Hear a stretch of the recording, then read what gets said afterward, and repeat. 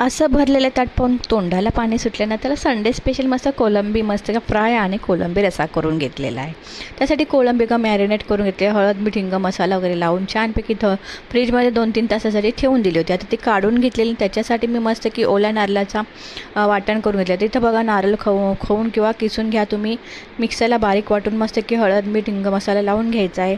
इथं मी खोबऱ्याची म्हणजे नारळाची चटणी लावून घेतली. मग त्याच्यामध्ये बघा खोबरं घेतले, लसूण आणि कोथिंबीर, मिरची टाकू शकतात मला आवडत असेल, पण मी मिरची नाही टाकलेली कारण मसाला टाकला आहे भरपूर सारा.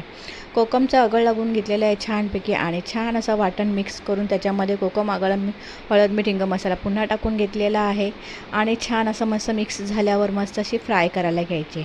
इथे छानपैकी तव्यामध्ये तेल टाकून घेतलेलं आहे आणि लसूण वगैरे न वापरता मस्त की मॅरिनेट केलेली ही कोलंबी तव्यामध्ये सोडून द्यायची आणि छान अशी कोलंबी थोडी ग्रेव्हीवाली करणार आहे कारण मी भाकरीबरोबर खाणार आहे, म्हणजे सुक्की ग्रेव्ही करणार. म्हणजे आता ही कोलंबी फ्राय करताना म्हणजे मस्त त्याच्यावर मी झाकण ठेवून घेणार. ते बघा आता तेलामध्ये मस्त की कोलंबी सोडून दिलेली आहे, तेल मस्त गरम झालेलं आहे आणि त्याच्यामध्ये मस्त कोलंबी सोडून दिलेली आहे.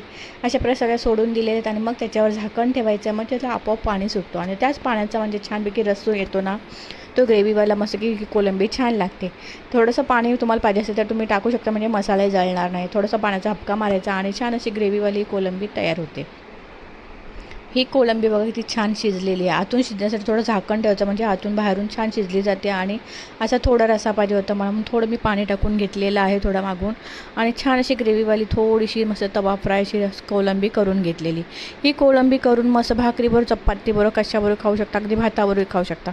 आता मी थोडीशी शिजून घेतली आणि थोडा रस्सा म्हणजे पाण्याने आठवून घेतलेला आहे आणि थोडंच मला एवढा रस्सा पाहिजे होता, म्हणजे चपाती वगैरे भाकरी वगैरे बुडून खाऊ शकतो. म्हणून भाकरी मी करणार होती मस्त की मऊसूद अशा उकडीच्या पिठाच्या भाकरी करणार होते, त्याच्याबरोबर ही कोलंबी मी खाणार होती म्हणून थोडा ग्रेव्हीवाला रस्सा बनवून घेतला. अशाच प्रमाणात तुम्ही करून बघा, छान लागते कोलंबी, नक्कीच करून बघा.